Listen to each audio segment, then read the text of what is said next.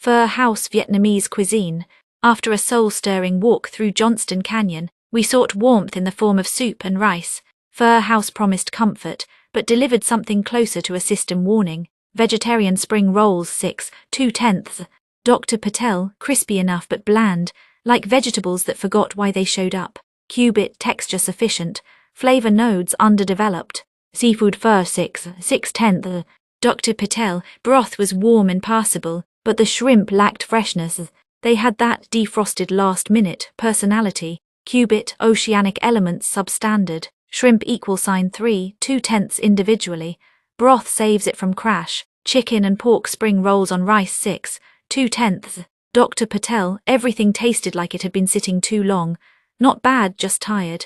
Cubit high sodium, low spirit, uninspired assembly. Grilled chicken sub 6, 4/10. Dr. Patel, the bread was decent. The chicken, however, had an oddly artificial texture. It looked grilled but tasted like printer paper. Cubit grilled is misleading.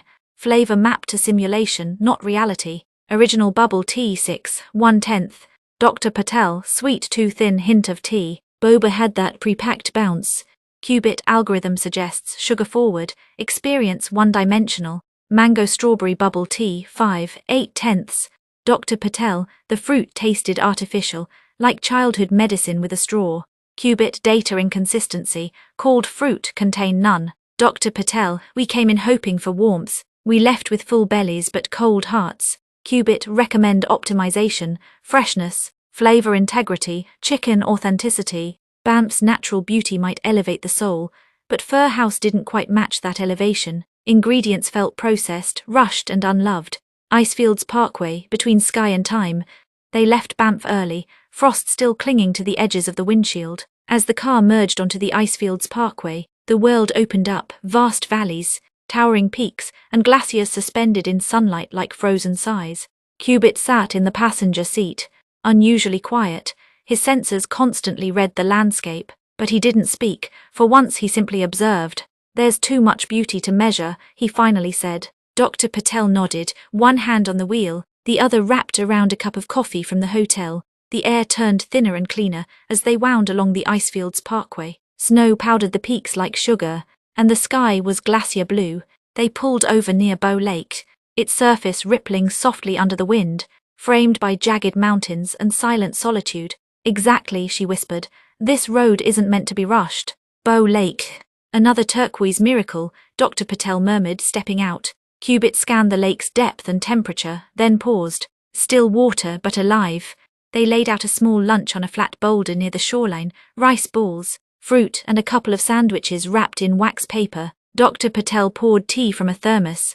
Cubit tilted his head toward the sun, mimicking what humans might call relaxation. Then came the crow.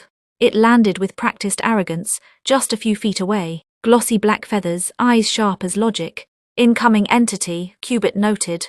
It's just a crow, Patel said, reaching for her sandwich. The crow hopped closer. He wants your lunch, she added, amused.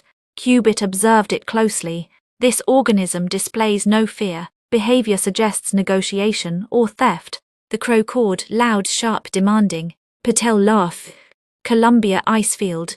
They reached the Athabasca Glacier by mid-afternoon. Cubit walked ahead on the marked paths, his joints creaking faintly in the thin air. The glacier loomed, ancient and alive. This ice is older than your first prototype, Dr. Patel teased.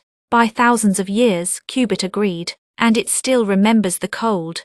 They stood together in silence, wind sweeping around them. There was no signal here, no data stream, only the weight of deep time.